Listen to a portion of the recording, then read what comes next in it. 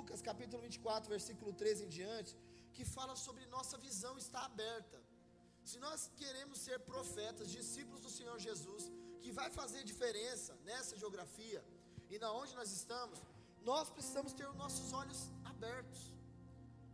E aí nós corremos o risco de estar com os olhos naturais abertos, mas a visão espiritual fechada. Olha que loucura. Você pode estar com seus olhos naturais, até enxergando, mas a sua visão espiritual ela está fechada, ela não consegue enxergar além do que o natural te mostra. Você viu que tem a ver também com o que eu falei de manhã. De manhã eu falei que Elias estava, enquanto as pessoas estavam olhando e vendo uma pequena nuvem, eles estavam chegando, não, vai vir grande chuva aí, avisa para Acabe correr, porque vai vir grande chuva por aí, certo? Então eu queria ler esse texto com os irmãos, que diz assim, Lucas 24, do 13 ao 35. Naquele mesmo dia, 2 deles estavam indo para o povoado chamado Emaús, a 11 quilômetros de Jerusalém. No caminho, conversavam a respeito de tudo o que havia acontecido. Enquanto conversavam e discutiam, o próprio Jesus se aproximou e começou a caminhar com eles. Então, enquanto eles estavam indo, após a morte de Jesus, eles estão indo para Emaús, o próprio Jesus se aproxima deles e agora começa a caminhar do lado deles. Mas os olhos deles foram impedidos de reconhecê-lo. Ele lhes perguntou, sobre o que vocês estão discutindo enquanto caminham? O que vocês estão discutindo? Desculpa, ele lhe perguntou, me perdi aqui. Ele lhe perguntou, sobre o que vocês estão discutindo enquanto caminham? Eles pararam com os rostos entristecidos. Um deles, chamado Cleopas, perguntou-lhe, você é o único visitante em Jerusalém que não sabe das coisas que ali aconteceram nesses dias? Que coisas? Perguntou ele. O que aconteceu com Jesus de Nazaré? Respondeu aqueles homens. Ele era profeta, poderoso em palavras, em obras diante de Deus, e todo o povo, os chefes dos sacerdotes e as nossas autoridades o entregaram para ser condenado à morte e o crucificaram. E nós esperávamos que era ele que ia trazer a redenção de Israel. E o povo, e hoje é o 3º dia desde que tudo isso aconteceu. Algumas mulheres entre nós nos deram um susto hoje. Foram de manhã bem cedo ao sepulcro e não acharam o corpo dele. Voltaram e nos contaram ter tido uma visão de anjos. Olha como que eles estavam cegos espiritualmente. As mulheres estavam dizendo assim, olha, nós vimos anjo, aconteceu algo diferente. E eles não estavam acreditando. Versículo 22, algumas mulheres entre nós nos deram um susto hoje. Foram de manhã bem cedo ao sepulcro e não acharam o corpo dele. Voltaram e contaram ter tido uma visão de anjos que disseram que ele está vivo. Alguns dos nossos companheiros foram ao sepulcro e encontraram tudo exatamente como as mulheres tinham dito, mas não viram.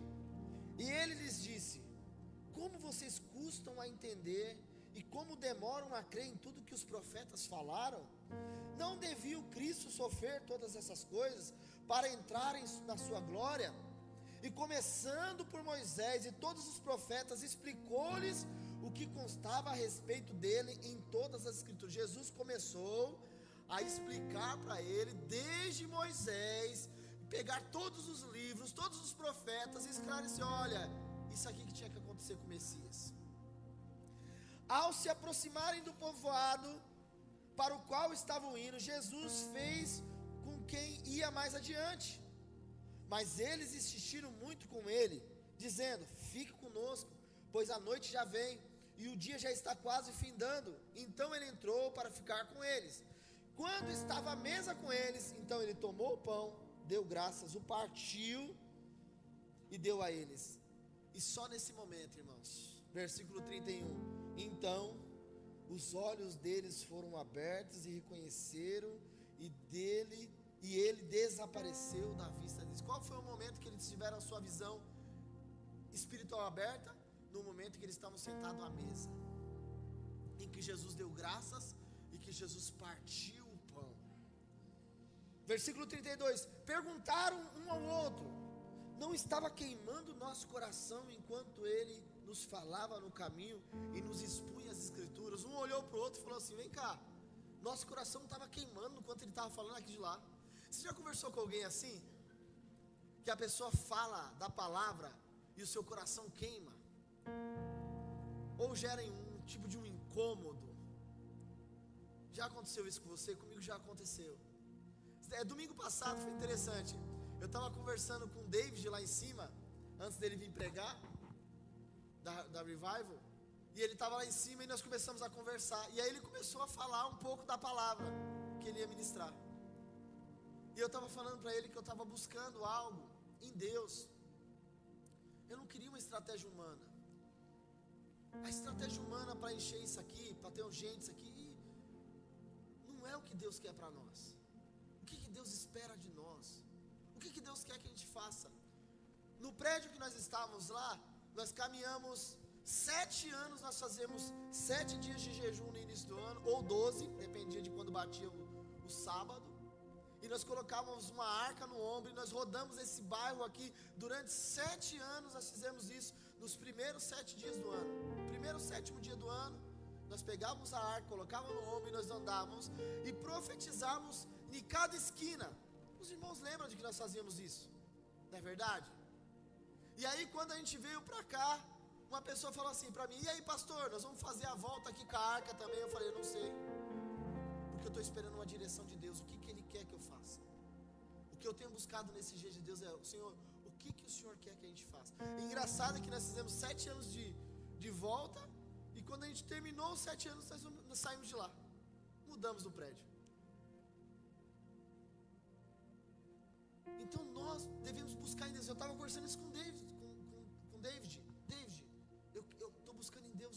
Eu não quero uma estratégia humana. Eu não quero aquilo que deu certo lá e agora, como deu certo lá, vai dar certo aqui. Eu quero algo que Deus coloca no meu coração. É vinho novo para odres novos. É vinho novo para um tempo novo. E é isso que nós estamos clamando. Nós nunca fizemos 2 cultos onde nós estávamos. Você viu o desafio que é para nós? Nós passamos 7 anos fazendo um culto pela manhã. E agora, quando nós estamos aqui, nós estamos fazendo agora 2 cultos no domingo. Se for de Deus, eu tenho certeza que Ele vai trazer a resposta. Já está começando a vir pessoas, está começando a chegar pessoas, e se for da vontade dEle. Mas eu não quero algo que seja humano, que seja nosso. Por isso nós precisamos de viver isso aqui, no sentido de receber algo de Deus que queime o nosso coração. O problema é que aqueles homens estavam com seus olhos fechados, os olhos espirituais. Eu estava falando com o pastor Marcelo hoje lá em cima, nós estávamos conversando sobre algumas coisas, e eu falei: ô pastor Marcelo, é difícil quando a gente está dando um passo de fé, porque para nós abrir esse culto à noite é um passo de fé. Era só ficar confortávelzinho de manhã, estava tudo bom. Tem gente para pregar, tem gente para tocar, tem gente para recepcionar, tem gente para tudo. Tem para cuidar das crianças, tem gente para fazer libras, tem gente para dançar, tem gente para fazer tudo. Eu estava indo pregar fora tranquilamente, o pastor me ligava: pastor Cássio, queria que você viesse pregar na minha igreja aqui domingo de manhã. Eu falava: posso ir tranquilo. A igreja está preparada, tem uma equipe preparada para poder ficar lá. Quantas vezes eu não fui ministrar fora e sair tranquilamente sabendo que o culto aqui ia acontecer até melhor do que quando eu estou aqui, porque quando eu estou aqui eu pego na hora do aviso, eu atrapalho os avisos, eu entro na hora do louvor, deixo os irmãos do louvor nervosos, que eu escolho música que eles não escolheram. Não é assim, Naná? O culto rola até melhor do que quando eu estou aqui. Mas vindo para a noite, eu comentei com os pastores: olha, a partir de agora eu não vou poder mais atender a agenda, nem de manhã e nem à noite, que nós estamos tentando se organizar. Então, eu estava falando, pastor, então, todo passo que a gente dá vai existir um custo, um preço, algo.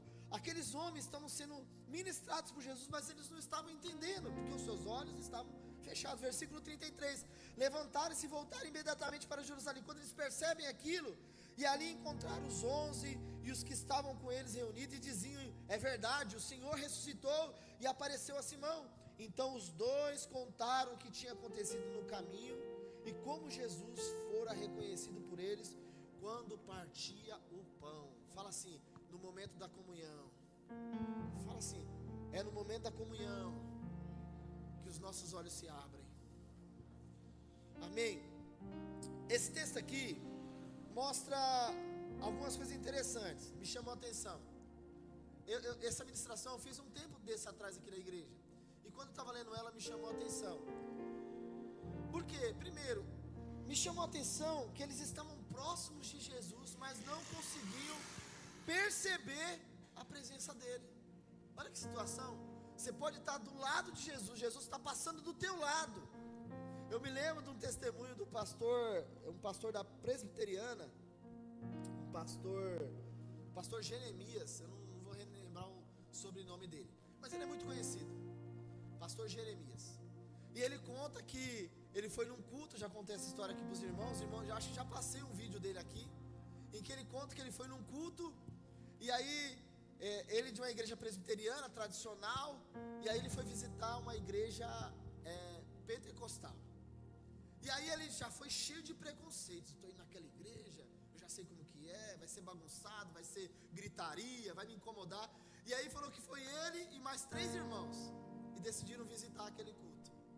E aí quando chegou no culto, as pessoas separaram eles.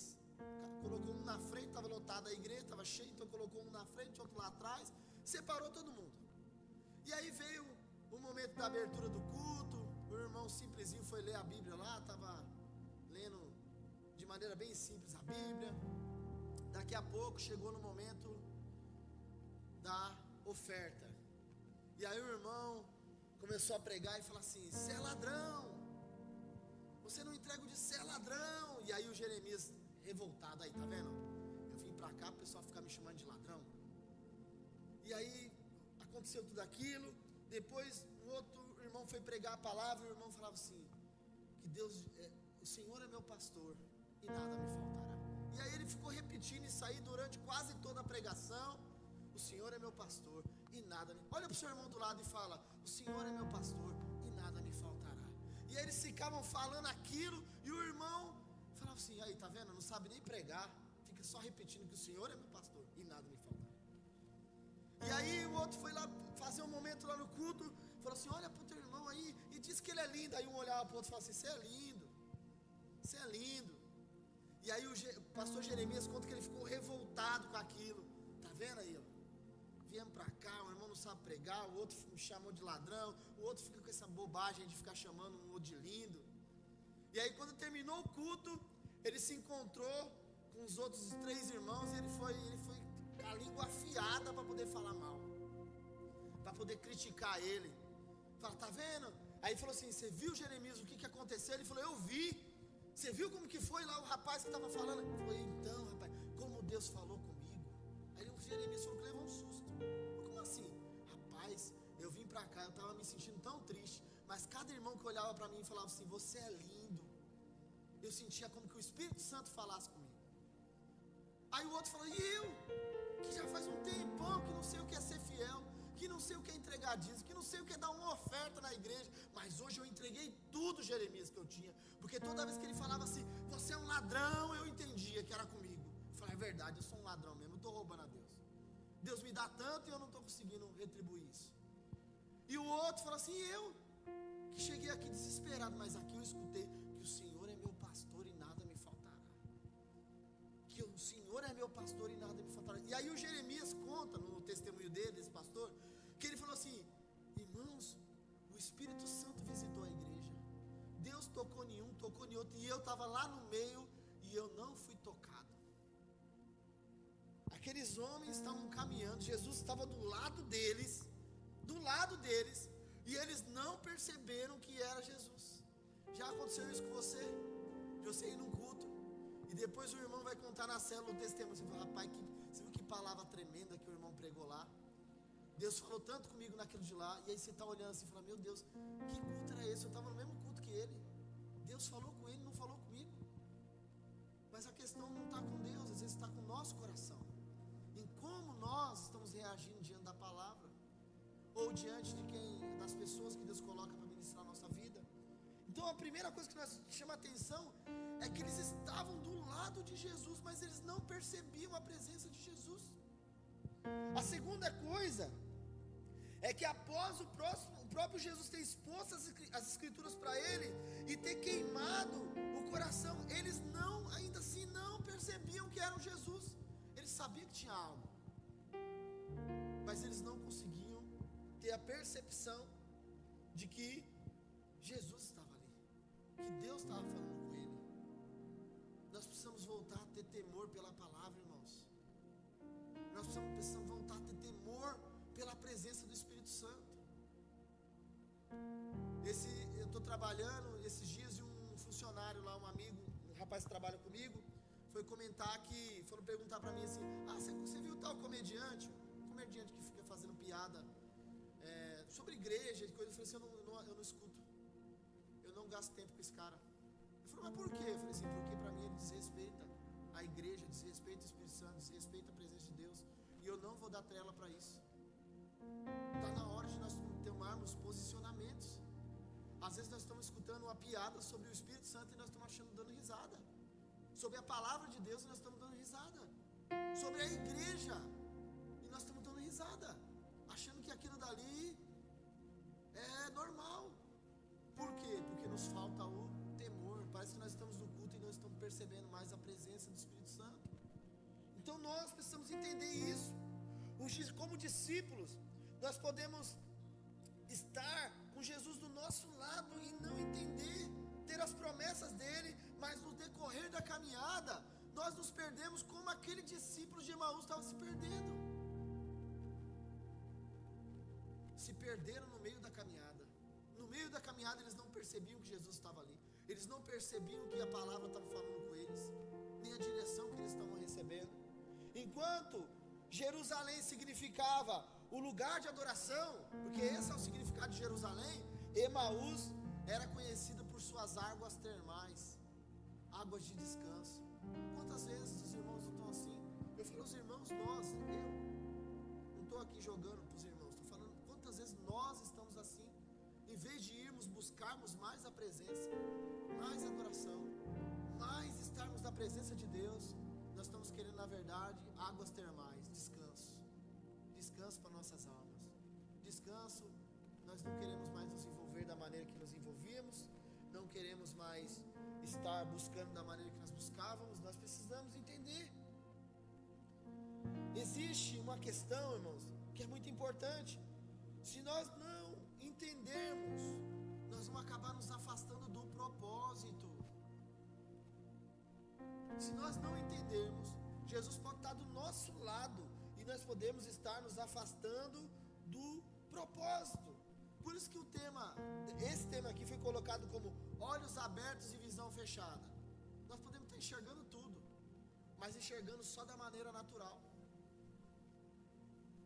Nós podemos ver uma pessoa entrar aqui e nós olharmos só uma pessoa entrando, mas aos olhos de Deus essa pessoa é alguém que vai ser transformada, restaurada, vai ser alguém que vai ser usada para a glória dele, para abençoar a vida de muitas outras pessoas. Nós podemos olhar para um casamento, para um relacionamento, nós podemos olhar para uma família e só enxergar a confusão, mas podemos ser como profetas com olhos bem abertos, e como Elias fez, e começar a enxergar uma pequena nuvem como uma grande chuva que está para vir.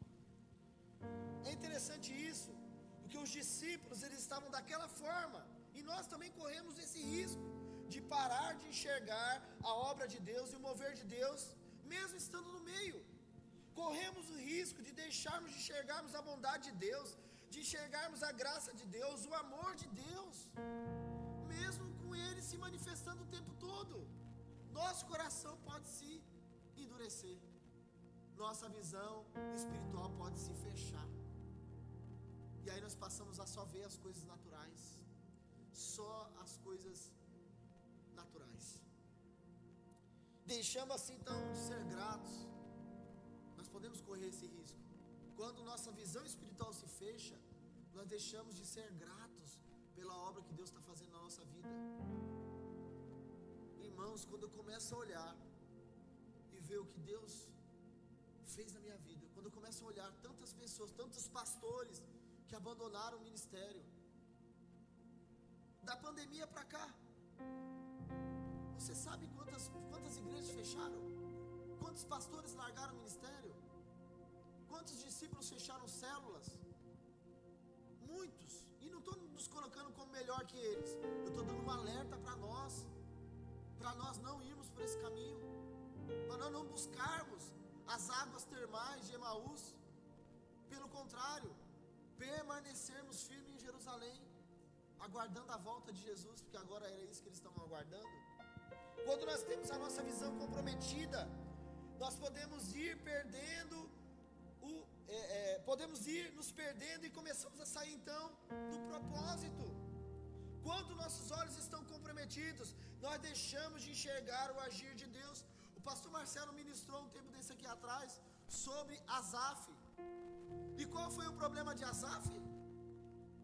Não foi que ele começou a olhar para as coisas do mundo, para como as pessoas viviam, para como eles não ficavam doentes, que eles enriqueciam, que eles eram felizes na visão de Asaf. E enquanto Asaf está caminhando, ele quase tropeça. Por quê? Porque a sua visão estava comprometida. Eu não vou lembrar o tema que você ministrou, pastor, mas era alguma coisa com os olhos. Onde estão os seus olhos? Aonde nós colocamos nossos olhos determina como nós vamos viver. E o que Asaf estava fazendo? No Salmo 73, ele estava passando por esse processo. Os olhos deles tinham se afastado e desviado para olhar as coisas do mundo. Mesmo ele em direção ao templo, mesmo ele em direção ao santuário, ele estava olhando. E fala a verdade, se muitas vezes nós não estamos assim, pensando, será que vale a pena? Nós estamos aqui, agora que horas que é agora? 7h40 da noite, enquanto tem gente lá fora bebendo, usando droga, talvez fazendo até coisa lícita, estão dormindo para poder trabalhar amanhã, que não é problema nenhum nisso. E às vezes nós estamos aqui e nós começamos a questionar e pensar, será que vale a pena? Será que vale a pena continuar servindo a Deus? E às vezes, aqueles que estão lá no mundo prosperam, conquistam seus carros, suas casas, e nós estamos pensando no quê? Será que vale a pena? Olha lá, estão viajando, estão passeando, estão curtindo a sua vida. Se nós tivermos a nossa visão comprometida, nós vamos sofrer, nós vamos ter percas, e nós podemos comprometer todo o propósito de Deus para nossas vidas. Todo o propósito. O que acontece quando uma pessoa ela perde a visão? Ela fica sem direção. O que nós temos que buscar em Deus é isso. Senhor, renova as nossas vistas. Por coincidência, o Roberto essa semana me deu os óculos. E eu estava tentando enxergar ontem no culto, né? Que nós estávamos no culto de jovens. E aí eu estava com o olho apertado e a Gisele tirando sarro de mim, dizendo, seus olhos estão apertados, pastor. Você está apertando os olhos.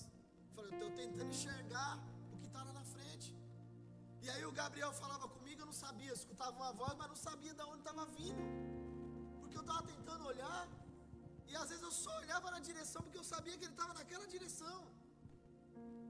Aí passou o culto, no meio do culto o Roberto chegou com óculos. Quando ele colocou o óculos em mim, eu passei a enxergar as pessoas como elas são. Você viu aquela história quando Jesus vai curar o cego lá, que ele fala, eu estou enxergando como se fosse árvores. Eu fui inventar de colocar a lente essa semana, e aí a Dani pensou que tinha colocado a lente tinha caído no chão. Calma aí, Roberto, não fica emocionado não. Não, nem lavou e já colocou no olho direto, Roberto. Não, escuta a história, Roberto, escuta essa história. Ela colocou um lado, aí eu pisquei e estou enxergando. Aí faltou o outro lado, ela colocou, segundo ela tinha colocado. Aí eu comecei a apertar o olho,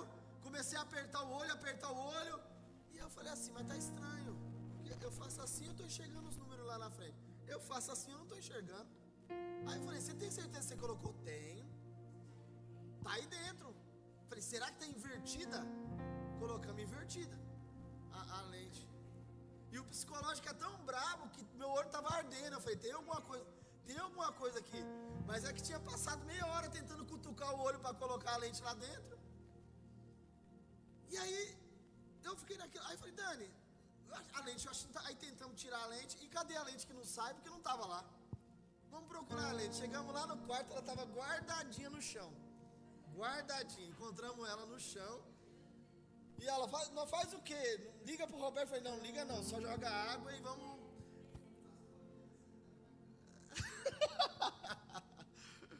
Mas sabe o que eu estou tentando mostrar para os irmãos? Quando nós estamos com a visão comprometida, a gente acha que está enxergando uma coisa que nós não estamos. E aí, olha, isso aqui é de Deus. Ó, isso aqui é de Deus. Se você tiver com a sua visão comprometida, você vai enxergar os irmãos diferente do que eles são. Você vai enxergar a obra de Deus diferente do que ela é. Às vezes está até algo ali mostrando, mas você não está enxergando aquilo. Ontem eu fui conversar com o Tiago, fui no encontro ministrar, e aí o Tiago contou uma coisa muito engraçada. Ele estava no culto. Olha isso aqui é revelação, hein? Isso aqui é uma revelação de Deus para nós. Ele estava no culto, e aí ele falou que tem um projetor. Quem foi lá na igreja do pastor Josias sabe como que é, o negócio é desse tamanho aqui. E aí ele falou que entrou no culto chato, bravo. Ele não é, o Thiago nem é bravo, ele é brabíssimo. Aí ele entrou bravo no culto e falou, ué, ninguém tá vendo que o monitor, o projetor tá sem foco, não? Esse pessoal já, eu tenho que chegar no meio do culto e tenho que arrumar o projetor, ninguém tá vendo que o negócio tá sem foco. Aí ele falou pro menino do lado, falou, quem foi que mexeu no projetor? Ninguém mexeu. Tá do mesmo? Não, alguém mexeu sim, pô, o negócio tá sem foco. Aí o menino falou, não, tá direito, tá direitinho. Ele falou, não, pô, lá, ninguém tá percebendo que o negócio tá embaixo, tá tudo sem foco. Aí ele falou assim, não, o que você tá falando? Lá na frente, lá, ó, não dá nem pra enxergar as letras direito. Aí o menino pegou e falou assim, ô Thiago, pega esse óculos aqui. Aí deu um óculos, coloca no seu olho aí. Aí ele falou assim, que quando ele colocou os óculos, ele passou a enxergar todas as letras do monitor. Ele falou, rapaz, então o problema é a minha visão. E às vezes não é assim na igreja. Nós estamos enxergando os irmãos tudo embaçado. As atitudes dos irmãos estão embaçado para nós. O que ele faz para nós está errado, porque talvez a nossa visão está comprometida. E aí eu olho para o irmão e eu não enxergo o que realmente aquele irmão é em Cristo. Eu não enxergo o valor que ele tem. Eu não enxergo a obra de Deus com valor, a oportunidade que Deus tem nos dado. Está entendendo isso? Eu tenho uma preocupação em ensinar, em falar para os meus filhos. Olha, vocês estão crescendo na presença de Deus. Não acho que isso aqui é normal, não. Não acho que isso aqui é normal, não. Isso aqui é um privilégio. Crescer na presença de Deus, servir a Deus, que nem você serve, Nayara, desde de jovem agora, sem ter que passar por toda a quebração do mundo e estar aqui. Isso é um privilégio. Não troque isso por nada. Você não precisa se arrebentar lá no mundo e viver uma vida. O Miguel não precisa, o Emanuel não precisa, os jovens dessa igreja não precisam passar por isso. Só que se você deixar a sua visão se distorcer, você corre um risco de achar que isso aqui é a obra de Deus, não tem tanto valor assim. Vale a pena ir para outro lugar. Davi tem uma visão restaurada, e a visão dele é tão restaurada que quando ele vai falar sobre a presença de Deus, ele fala assim, para mim vale mais um dia na tua presença do que 1000 em outros lugares. Mais vale um dia, Senhor, buscando a tua presença do que 1000 em outros lugares. Será que nós temos mantido nossa visão dessa forma? Oh Senhor, ver uma vida ser restaurada, fazer parte da restauração de uma família, vale mais do que qualquer coisa para nós. Ter a oportunidade de ministrar a tua palavra É maravilhoso. Poder louvar e tocar para o Senhor, isso aqui é um privilégio, Senhor. Eu não posso deixar a minha visão se distorcida. Aqueles homens tiveram seus olhos impedidos. Pelo quê? A Bíblia diz que eles estavam discutindo entre eles. Eles estavam discutindo entre eles. Será que esse foi o motivo pelo qual eles estavam sendo impedidos de se enxergar? Porque em vez do amor, da comunhão, está prevalecendo. Porque, irmãos, se nós estivermos em guerra, se nós estivermos em quebra de comunhão, se nós estivermos em meio a falta de amor, nós não vamos conseguir enxergar a presença de Deus, o mover dele, não vamos conseguir enxergar o quanto ele é bom. Aqueles homens foram impedidos, e eles pararam com seus rostos entristecidos. Talvez também o que impediu eles de perceber a presença de Jesus foi uma tristeza muito grande. Eu falei de manhã, estava falando de manhã, comentei um pouco sobre Arão. Deus tem ministrado muito meu coração sobre Arão, sobre como Arão reagiu quando os filhos deles foram mortos. 2 filhos deles foram mortos porque eles estavam apresentando fogo estranho diante do altar. E Arão, qual é a atitude que Arão tem? Arão continua servindo e preparando os outros filhos para continuar o sacerdócio. E depois de 2 capítulos, Moisés vai pressionar ele, como eu falei de manhã, para dizer: você não, por que você está dessa forma? Por que você não sacrificou? Por que você não comeu lá? E Arão vai falar assim: olha, você não se importa como que eu estava? Eu estava de luto. Meus 2 filhos, você não está enxergando a dor que eu estou sentindo? É normal nós sentimos dor, mas por quanto tempo nós vamos ficar de luto? E aqui é tudo, irmão. De luto pelo filho perdido, de luto pelo ministério que se apaga, que se acaba. O pastor Marcelo, eu me lembro que quando nós fechamos lá a congregação do Eldorado, ele ficou triste. E tem todo o direito. Ele e o Daniel estavam lá se esforçando junto com outros irmãos. Se esforçaram, fizeram lá todos os comandos que nós demos para eles, eles fizeram tudo, e até mais um pouco. Estava sonhando, vamos fazer assim, vamos fazer assado, já estava sonhando com aquilo dali. Aí chega o pastor e diz: então, nós vamos mudar de prédio, agora nós vamos ter que fechar lá por enquanto. Ficou triste. No dia que ele contou o testemunho, eu fiquei com meu coração partido. Falei: meu Deus, que dor. Ele está sentindo que está perdendo ali a oportunidade que ele tinha ali no ministério. Mas vai ficar de luto por quanto tempo? Né? Vai ficar chorando por quanto tempo? Sacudiu a poeira, vamos embora, pastor. Agora estamos aqui, com 2 cultos. Estamos aqui agora com a oportunidade de servir de novo. Você está entendendo o que eu estou falando? Nós não podemos ficar chorando pelo filho que morre o tempo todo. Tem o luto, sentimos a dor e depois respiramos e falamos o quê? Não podemos parar. O Arão continuou servindo, mesmo com dor, mesmo no luto, mesmo vendo os seus filhos morrendo, tendo visto seu filho morrer, e depois ele olha porque continua servindo com os outros filhos. Pega os outros filhos e vamos fazer sacrifício, vamos restaurar isso aqui, colocar fogo novamente no altar do Senhor, entregar ofertas, entregar sacrifícios, e não dá tempo de ficar com o luto muito tempo. Nós estávamos compartilhando sobre isso, falando sobre a questão do luto, e eu estava falando assim: Davi ora pelo filho, jejua pelo filho que estava morrendo, quando ele tem um adultério com Betseba, com Betseba, e quando aí o filho nasce, agora o filho está doente, está para morrer, e Davi entra para o jejum, entra para a oração, e fica sem comer, sem se pentear,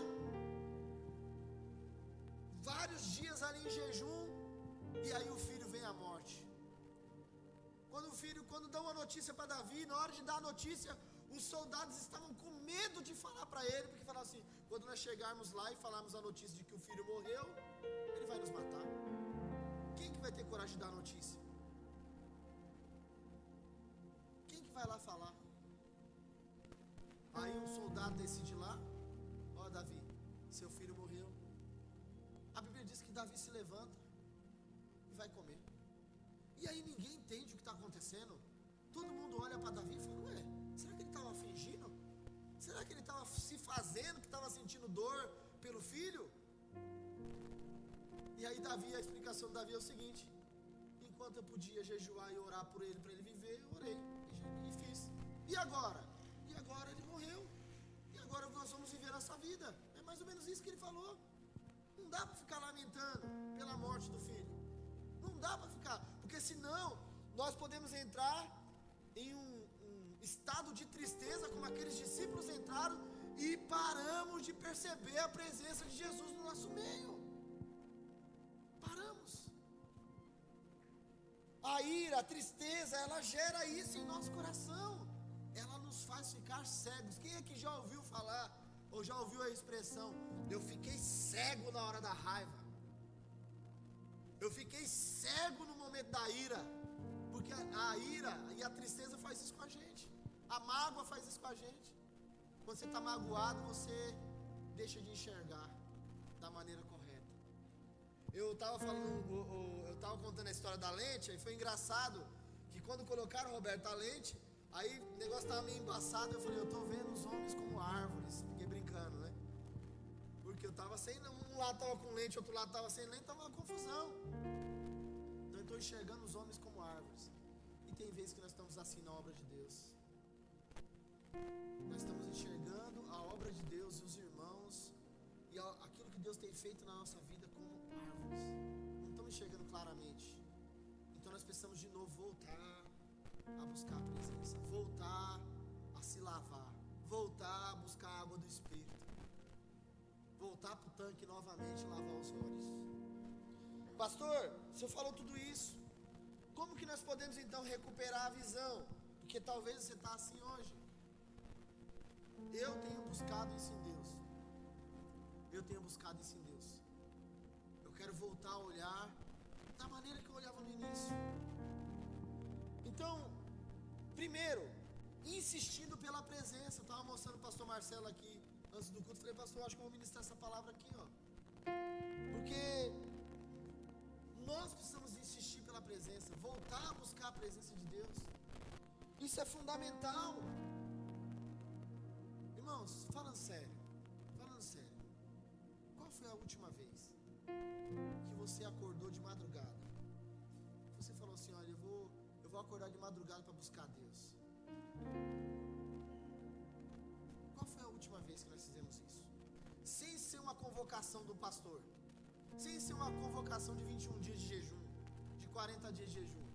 Qual foi o dia em que você por si só falou: cara, eu estou com a sede de Deus, e eu preciso dessa presença, e eu vou buscar essa presença? E nós fomos para a madrugada para buscar. E nós fomos, sabe, orar antes de dormir, tirar um tempo para orarmos. Nós temos, eu tenho escutado as palavras daqui e tem sido assim algo que tem sido desconfortante para mim. Assim, eu preciso voltar a buscar o Senhor com intensidade, mais intensidade. Porque senão eu vou acabar me perdendo e vou acabar enxergando, olhando, ou melhor, não enxergando como eu deveria enxergar. Você está entendendo isso? Nós precisamos voltar a insistir pela presença. Os discípulos, eles insistiram naquele momento. O que fez a diferença na vida daqueles discípulos? Foi quando Jesus começou a passar à frente. Eles começaram a insistir: Senhor, fica aqui. Eles nem sabiam ainda que era o Jesus. Eles nem sabiam que era Jesus ainda. E eles começaram a dizer o quê? Senhor, fica aqui. Dorme com a gente aqui. Fica mais um tempinho conosco. Mesmo sem eles saber que era Jesus ali.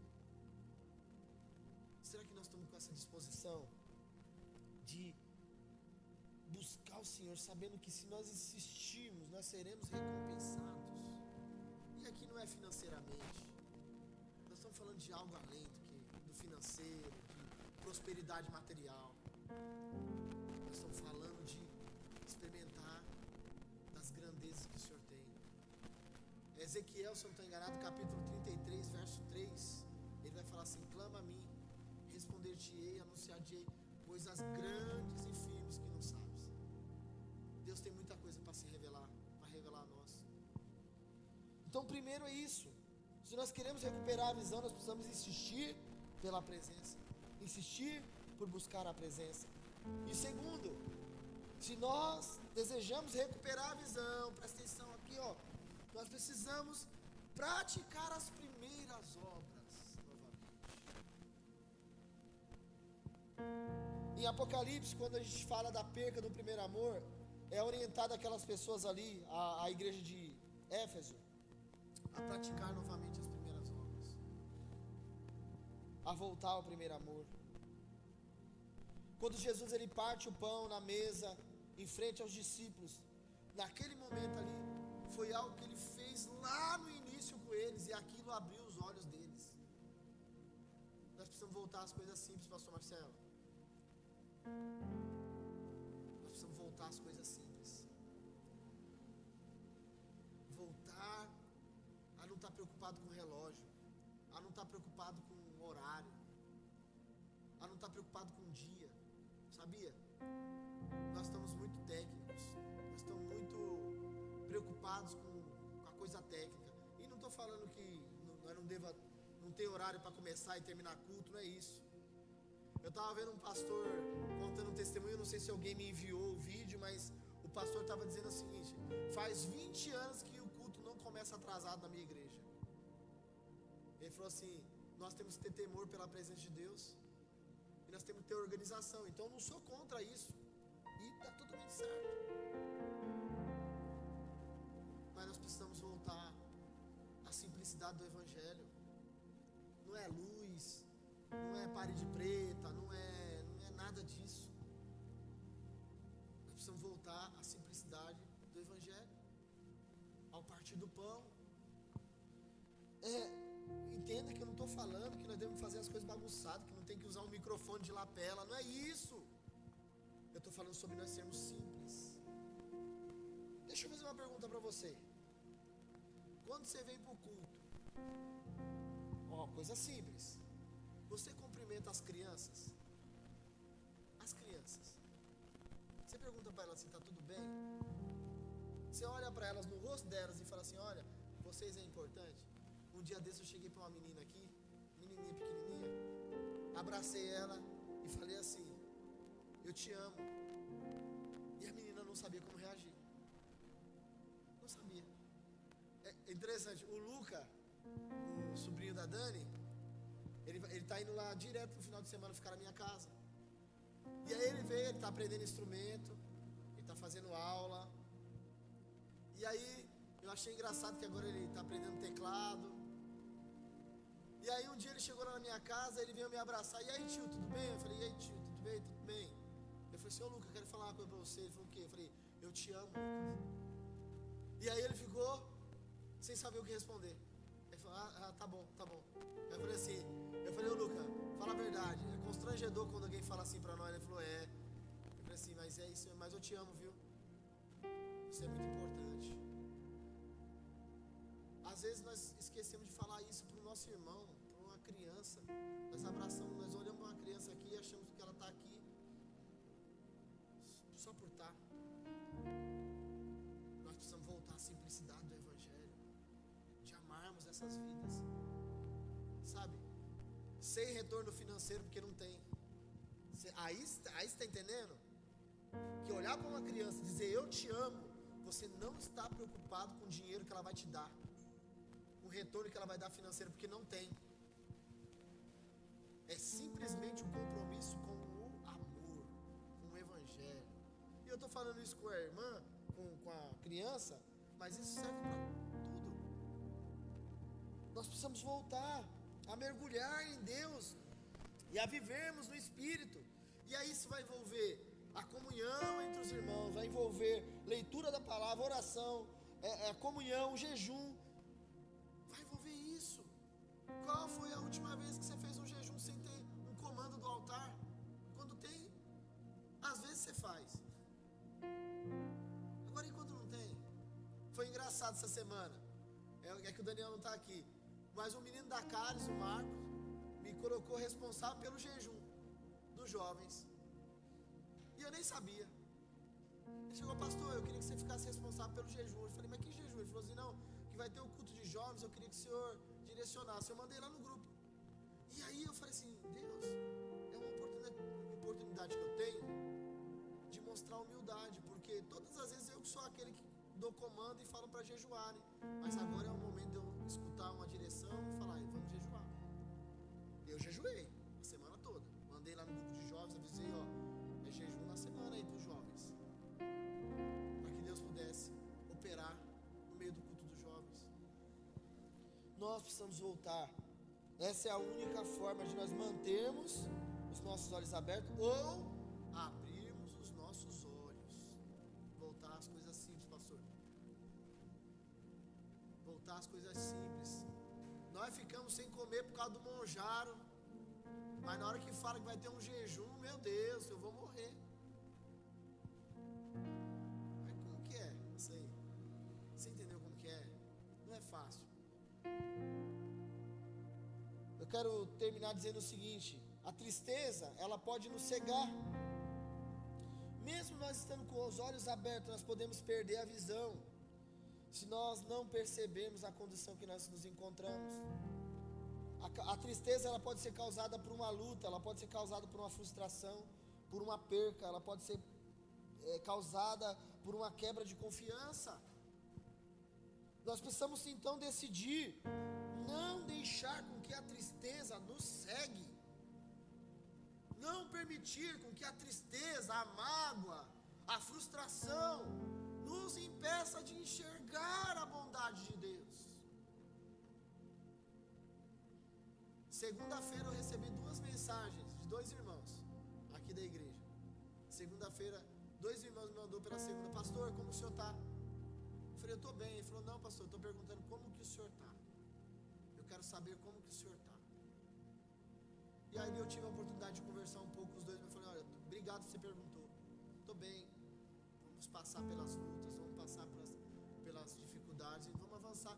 Eu me senti muito bem, vendo que tinha irmãos que estavam preocupados comigo. Só que também eu tomei uma decisão de que eu não ia deixar a frustração me paralisar, os medos me paralisar. Nós não podemos, sabe? Nós precisamos decidir tirar do nosso coração tudo que pode nos tirar do propósito de Deus. Nós não podemos ficar paralisados. Eu queria orar com os irmãos. Eu sei que de manhã, para quem estava aqui, recebeu uma palavra de fé. E voltado para nós sermos profetas, abrirmos a nossa boca, liberarmos uma palavra. Agora você que está aqui à noite, eu creio que o Espírito Santo te trouxe aqui para te dar uma direção, para dizer o seguinte: ei, eu quero falar contigo. Abra os seus olhos, não deixe a tristeza, a mágoa, a amargura, a raiva te impedir de me enxergar, te impedir de escutar a minha voz, te impedir de cumprir o propósito que eu tenho para a sua vida. Nós precisamos entender isso. Se você puder fechar seus olhos, nós vamos orar.